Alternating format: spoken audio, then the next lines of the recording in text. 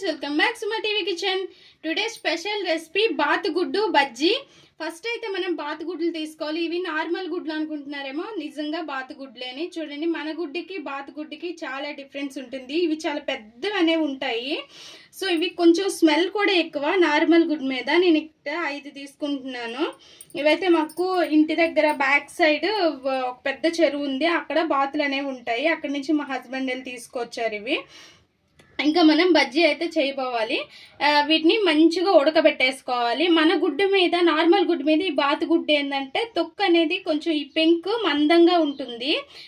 తీసేటప్పుడు కూడా కొంచెం గట్టిగా వస్తుంది అనమాట, తోలు కూడా. ఇంక వీటిని ఉడకబెట్టుకోవాలి.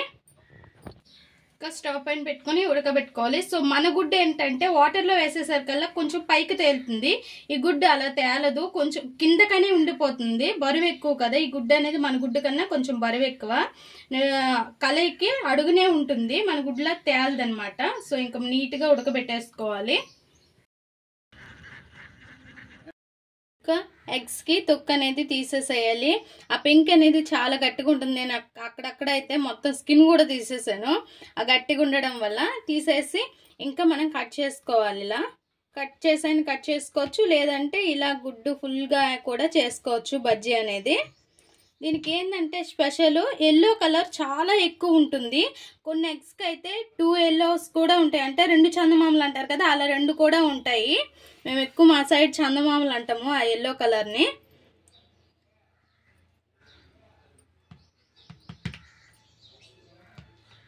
అన్నీ కూడా ఇలానే కట్ చేసుకోవాలి. ఇంకా ఒక బౌల్ తీసుకొని ఇలాంటి ఒక కప్పుతో 1 కప్పు శనగపిండి తీసుకోవాలి చల్లించి. నేను నీట్గా చల్లించాను. అదే కప్పుతో కొద్దిగా బియ్యం పిండి తీసుకోవాలి, ఫుల్గా కాకుండా. ఎందుకంటే మనకి క్రిస్పీగా కావాలి అనుకుంటే బియ్యం పిండి వేసుకోవాలి, లేదు అవసరం లేదు అనుకునే వాళ్ళు శనగపిండితోనే ఓన్లీ చేసేసేయచ్చు. అందులోనే కొద్దిగా కొత్తిమీర అండ్ అల్లం వెల్లుల్లి పేస్ట్, కొంచెం జీరా పౌడర్, గరం మసాలా కూడా వేసుకోవచ్చు. నేను వేయటం లేదు, మీకు నచ్చితే వేసుకోవచ్చు. అండ్ కారం, సాల్ట్, తగినంత ఉప్పు వేసుకోవాలి.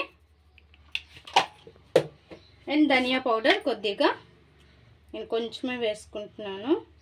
ధనియా పౌడర్ కూడా అంతగా పడదు. అండ్ అన్నీ కూడా నీట్గా మిక్స్ చేసుకోవాలి. హ్యాండ్తో చేసుకొని కొద్దిగా వాటర్ వేసుకుంటూ, మరీ లూజ్ కన్సిస్టెన్సీ కాకుండా అలానే థిక్గా కాకుండా మీడియంగా మనం మిక్స్ చేసుకోవాలి. చూసారుగా ఫ్రెండ్స్, మన ఎగ్ బజ్జీకి ఇలా మిక్స్ చేసుకోవాలి. మన బాతు ఎగ్ బజ్జీకి చూసారుగా ఇలా ఉండాలి పిండి అనేది. మరీ జారిపోకూడదు, అలానే మరీ అంటేయకూడదు చేయికి. ఇంకా ఒక్కొక్కటిగా తీసుకొని మనం బజ్జీలు అనేవి వేసుకోవాలి. స్టవ్ పైన రెడీగా ఆయిల్ పెట్టుకోవాలి. ఇంకా మంట అనేది మీడియంగా పెట్టుకొని ఒక్కొక్క బజ్జీ అనేది వేసుకోవాలి. ఇంకా కొద్దిగా ఆయిలే తీసుకోండి, లేదు అంటే మళ్ళీ అది మనకి అంతగా యూజ్ అవ్వదు కదా, కొంచెం ఆయిల్ తీసుకోవాలి. ఇంకా ఒక్కొక్కటిగా అన్నీ ఇలానే వేసేసేయాలి. ఇంకా మంచి కలర్ వచ్చేలా ఫ్రై చేసుకొని ఒక ప్లేట్లోకి తీసేసుకోవడమే. చూసారుగా ఫ్రెండ్స్, మన బాతు ఎగ్ బజ్జీ రెడీ అయింది. ఇంకా మనం ఇలా కట్ చేసేసుకొని మధ్యలో ఆనియన్ అండ్ కొద్దిగా కారం వేసి తింటే ఉంటుంది ఫ్రెండ్స్, ఎక్సలెంట్గా ఉంటుంది. ఇంక ఇలా కట్ చేసుకొని ఒక ప్లేట్లోకి తీసుకుందాం. ఇంకా ఇలా కట్ చేసుకున్నాం కదా ఫ్రెండ్స్, ఇంకా ఆనియన్స్ పైన వేసుకోండి. పైన వేసుకొని కొద్దిగా కారం వేసుకొని తింటే ఉంటుంది, సూపర్ ఉంటుంది. అండ్ ఇందులో మంచి ప్రోటీన్ ఫుడ్ కూడా. ఈ ఎగ్ ఎక్కువ ప్రోటీన్స్ ఉంటాయి బాతుగుడ్లో, అండ్ హెల్త్కి కూడా చాలా మంచిది.